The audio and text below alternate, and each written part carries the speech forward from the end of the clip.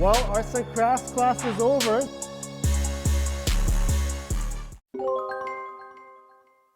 Now that our ZX-10R has a full superbike system by Termignoni, it's time to flash it, and we're using the BT Moto or Brent Tuning Stage 2 flash with the velocity stacks. That means that we're going to have to remove a lot of things off this bike to get to where the velocity stacks are. We might as well do the air filter. We're going to get rid of some unnecessary hardware on this bike that I'm not going to mention it by the name in case someone's watching. But also, if you don't know, I'm Manny from Motomillion, guys. We sell motorcycle parts. All the products that you see on our videos is always in the link in the description below.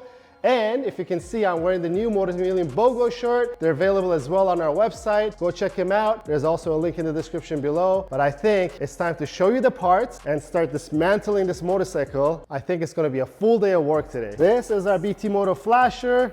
Of course, you can't see the tune because that's a software file, but this is your traditional flasher, the handheld device. The beauty with this thing is you could just flash your bike at the comfort of your home and then put it back to stock if you need to. And along with that is our velocity stack. So this is a part of the stage 2 flash, but it's not included. So this is an extra if you want to go the extra mile to get more power out of your ZX-10R. They clearly say right and left side on it. And when you say right and left side, it's right side of the bike when you're sitting on it and left side of the bike. So these things will go on there just like that. While we're there inside the Airbox, we are going to install our DNA filter. This is pretty much the most popular filter that I've seen the ZX-10R performance people use. So here it is, some of the pieces that we're going to use to remove that unnecessary hardware. This thing and this thing. When we're using the BT Moto flash, you don't need any of these eliminator plugs, but if you're not flashing your bike, or if your flash is not capable to do, but you should just use the BT Moto flash while you're at it, or you're not ready to flash it, you could use these eliminators.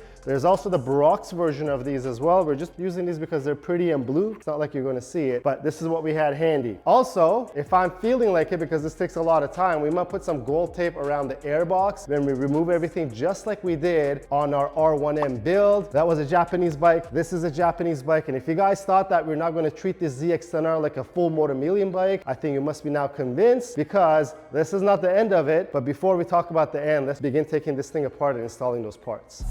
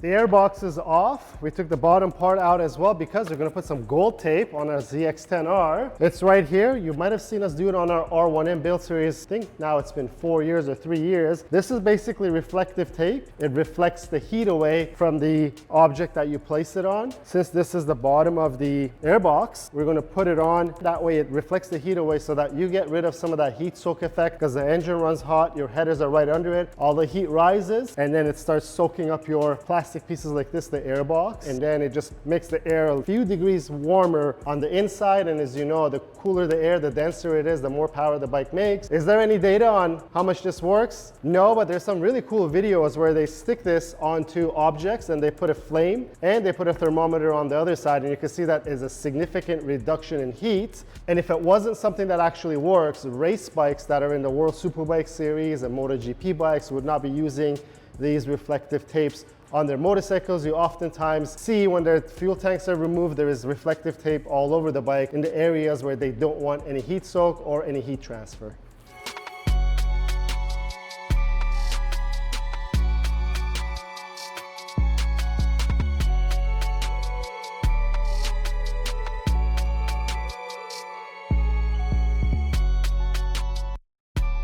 Well, arts and crafts class is over. This Airbox is fully covered. This is the bottom of the box. I only did the bottom. You could do the top if you want, and this takes quite a bit of time. This took me probably an hour and a half to 2 hours to get it all nicely like this. I only did the bottom because this is reflective tape, right? It reflects the heat away and the radiant heat. The radiant heat generates from the bottom of the bike to the top, so I think doing the bottom is sufficient, but if you want to do the top, be my guest. I wish you could see this when it was on the bike, but you can't. It's one of those things that you know it's there, and it is going to definitely help with the ambient temps that the bike sees in terms of the airbox temperatures. Now I just got to put this back on the bike, and then we're going to flash the bike. But before we flash it, there is something that I'm going to change that's going to be one of the biggest weight savings on this motorcycle.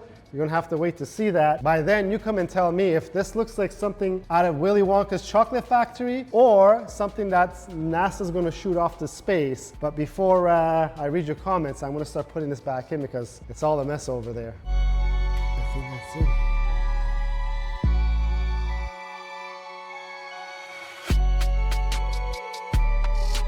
All right, now that our bottom part of our airbox is on, I'm going to show you the air filters. We're using the DNA filter, which is pretty much the most popular filter that is for the ZX-10Rs in terms of performance filters. This is your stock filter. I want to show you something very quick. If you look at the shapes of these two, they're very similar in terms of the outline, but the inside part is very different. The DNA filter is optimized so that it has more filtering area, which means number one, there's more airflow, but also more of that air is being filtered as well. We're using DNA in this. Let me pop it in. It just literally just sits right in place, and make sure that you have the seal side down so that your seal just covers that part of the airbox. And now we're ready to put our stacks, and then we'll put the top cover back on the bike. So these are our stacks, and as I mentioned earlier, it says right and left. Left is when you're sitting on the left of the bike, which is here, and then right is when you're sitting on the bike on the right side. And these go into these rubber places, and if you want to put some oil to get them to go in, you can, maybe to put around it, but we're going to try to see if we can actually pop them in place. That went in. This is also going to go in.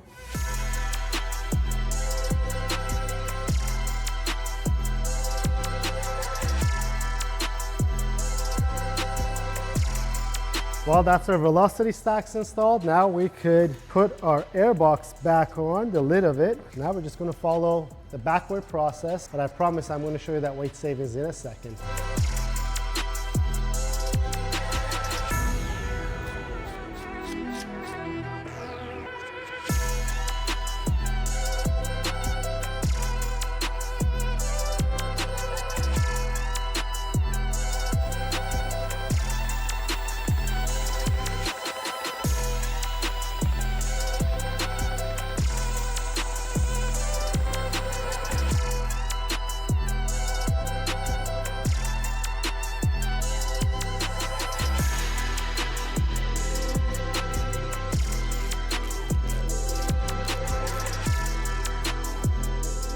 Airbox is back on, and now it's the time for that mod that I said that's going to save us a lot of weight. Some of you might have guessed it, but since we're flashing the bike, I don't think it's been said enough, because it's a very, very important part of flashing it, that the bike has proper voltage. And for that, you need to have it on a charger. I strongly recommend you do that, because if the voltage drops or something happens, you're going to brick that ECU. And since we're going to put a charger on this battery, we're not going to keep the stock battery since we use CTEK chargers. Traditionally, CTEK chargers were lithium or non-lithium. Now they came out with this new model, NXT5. This is what you get even if you buy a lithium one from us. These are the new upgraded models. We have every single bike in here on a lithium charger or on the Perspective charger. that it needs. But we're going to install this not on the stock battery. Since we're putting this, we're also putting an anti-gravity battery. Look, it's so light that I could just hold it like this, not like I have some superpowers. But let's remove the battery, let's put the anti-gravity on, let's measure the weights of them as well while we're there so that we see how much weight we saved off this bike that's called the Green Piggy, because our goal is to make sure that it's not a piggy once we're done with it.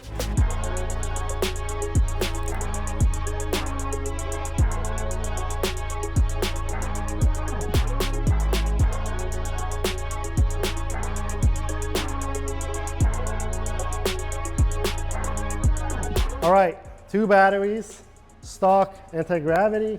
Anti-gravity will be lighter, 6.76 pounds for the stock one, 7.6, and this one is 2.24. So yeah, 2.24, 4.5 pounds lighter with this versus this. And also don't forget, this sits up high on the motorcycle. Great weight savings. Let's put this on, but also we're going to put the pigtails for our charger on while everything's apart so that we have easy access, that we could keep the bike on charge when we're not using it, but also we're going to have it plugged in once we're flashing this motorcycle.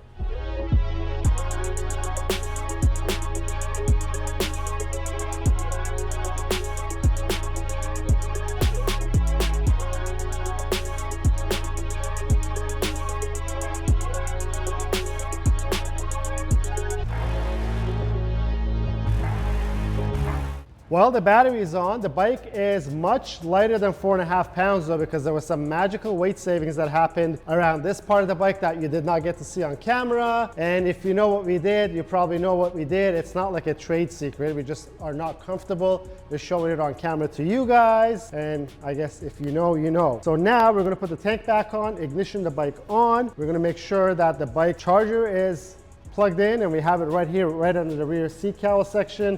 I don't want it to hang off the side or somewhere that just visually doesn't look right. Either way, tank back on, we read the stock file, send it over to Brand Tuning, then we receive the flash file, and the bike will be flashed, and it'll be time to take it out for a ride.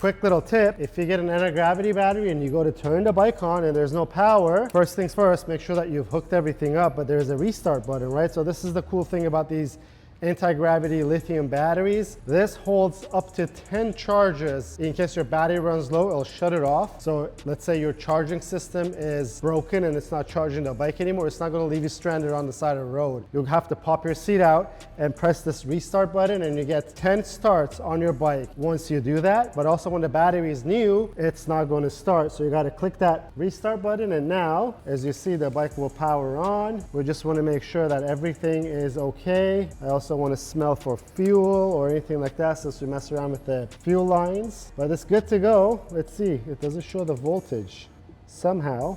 Yes, the battery is at 13 volts, but we're still not taking any chances. That's going to be plugged in when the flash is happening. But before that, let's put the body work back on, and then we'll grab the handheld and we'll start the process.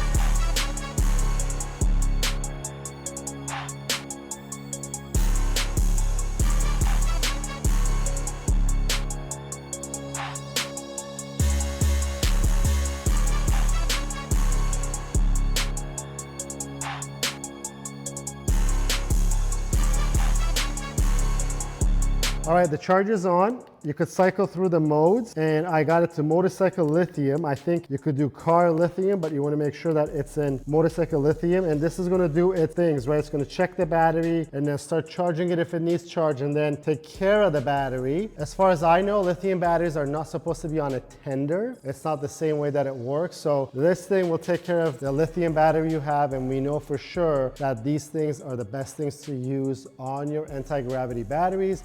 Also, if you own a very expensive car, some of these exotics that barely get driven, if you take a look at their factory chargers, they're almost all made by CTEK, and that's why we trust CTEK to do this. And this is an unpaid advertisement. We're not paid for any parts that we use. It's just this is what we use on every single bike that we have over here. So now that we've taken care of making sure that the voltage is stable on the bike, I'm gonna grab our handheld. We're gonna read the stock file, email it off to Brent Tuning. But on this video, it's just gonna turn into another day for you guys because end of day Friday for us here. They're not gonna be able to get back to us in time, obviously because they're closed. But when they send back the flash file and you see me flashing it, I might look a little bit different, maybe more beard, maybe less beard, different shirt, maybe a white one of these BOGO Motomillion shirts. But let's get the flash process started, and then I'm dying to take this thing out for a ride.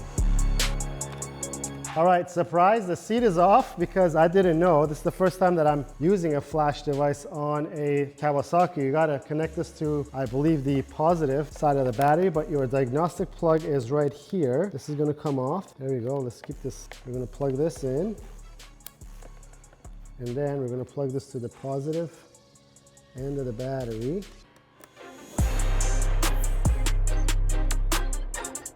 Done, so that we've ID'd the ECU, and now we're going to email this file off to Brent Tuning. Once we get the flash file, we're going to be continuing on with the flash process. Well, we time traveled a little bit thanks to YouTube, guys, because we sent the file off to Brent Tuning. It's actually a week later. They sent it back to us over the course of the weekend, but I actually had a holiday for a week off. Now I'm back, but you don't have to worry about it because it's all in the same video thanks to YouTube. But now we have our file in here. We're gonna go into work, and then it's gonna ask us, we're gonna write it, and this is the file that we uploaded. So we're just gonna press OK. I wanna remind you guys that our bike is on a charger. Don't forget to do this. Make sure you're doing this because if the voltage drops for any reason, you're gonna have a lot of problems. Don't be mad at us if that happens because I did tell you to do it, and also the device will tell you to do it. So let's select our file and do the flash so that we could see it all go on. You see it says connect your battery to a stabilized battery connection. Don't tell us that we didn't say it. You go okay, switch on the dashboard. I'm gonna go through the process right now. We're gonna flash it. And let's see if that happens because these bikes are fairly new and some of the ECUs codes are not available at Brent Tuning, but in this case, I think it's all gonna work because they didn't say anything to send the ECU in, but let's check.